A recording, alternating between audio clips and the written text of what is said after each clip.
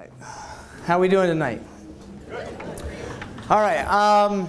Thank you for the warm intro, and congratulations once again to everyone here. And I mean everyone, the Scholar athletes, the parents, the coaches, the ADs, and everyone who's made this night a possibility. It's truly an honor growing up in Connecticut, going to Guilford High, table number 7.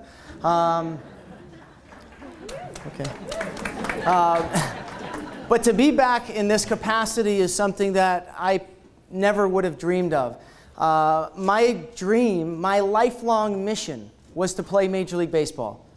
That was all I ever knew. That's all I ever thought about, outside of going to the class and getting good grades, of course, because I knew that I needed to challenge myself in life.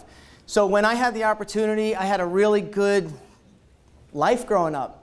Probably similar to a lot of you guys in this room, a lot of the seniors here. Outside of Alana, that I just had the privilege of speaking with and talking to, her story is unbelievable as it relates to perseverance and overcoming challenges and obstacles. Now, most of you seniors here have probably had kind of the life that I did growing up. Played a bunch of sports, got really good grades, excelled at your sports, maybe won state championships, maybe got individual personal awards, and that was amazing. And most of you probably have never really been challenged. Most of you have probably never struggled really in your life. But I'll tell you this, it's coming. And that's not a bad thing. That's a wonderful thing.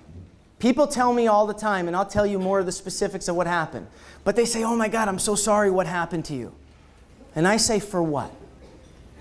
Because each challenge that I was given gave me an opportunity to grow as a person, grow as a human being, be a better person, be a better father than I am today, and be able to impact more lives than I ever would have unimaginable if I was just a professional baseball player. Because we all know this. Our clock stops with sports at a certain time. Some will go on to play at college. Some will go on to play professionally. That will happen. How many in this room professionally? Probably not that many. Sorry. But if you believe you can, you're the only one that matters. I live my life by 3 things. Now this is going to upset maybe some people. Do it for you. Wow, what a selfish comment. What an arrogant comment. Think about yourself first. Well, if you don't, what are you doing, whatever you're doing? Why are you doing it? Who are you doing it for? If you're not happy, what's the point of going forward? During my struggles, my down, like I was down. People would ask me all the time, why are you still going? What's the purpose? Your story is something now and it won't be in a while. So take advantage of this right now. Well, you know what? I would never be able to live my life putting my head down at night knowing I didn't give it everything I had. I had the desire and that passion inside of me. So my only advice to all of you, those seniors and those older, if you're not happy with what you're doing, you have the ability to change it. We can point the finger and blame everyone and everything and every situation in our environment, whatever we want. That's the easy thing. Or we can take life by the horns and we can make a difference. But it's not monumental. How did you guys get in this room? Was it one thing that allowed you to get in this room? Was it one big decision, one thing that you did, one monumental choice? Probably not. So if we expect some magical thing to happen tomorrow, chances are it's not really going to happen. But it's a decision we make up here, and then those decisions are little bit and a little bit and a little bit every day. I'm 5'8" ¾ I'm from Guilford, Connecticut. I'm Jewish. And I wanted to play Major League Baseball. What are the chances of me actually making it? Somebody say 0, please. Yeah. I'll give you some statistics, and obviously this is a room full of smart people. 8 million kids every single year throughout the entire world try to play Major League Baseball. Anyone know how many spots there are on a Major League team? 25. Anyone know how many teams there are? 30. Do the math quickly. 750. Seems like a lot.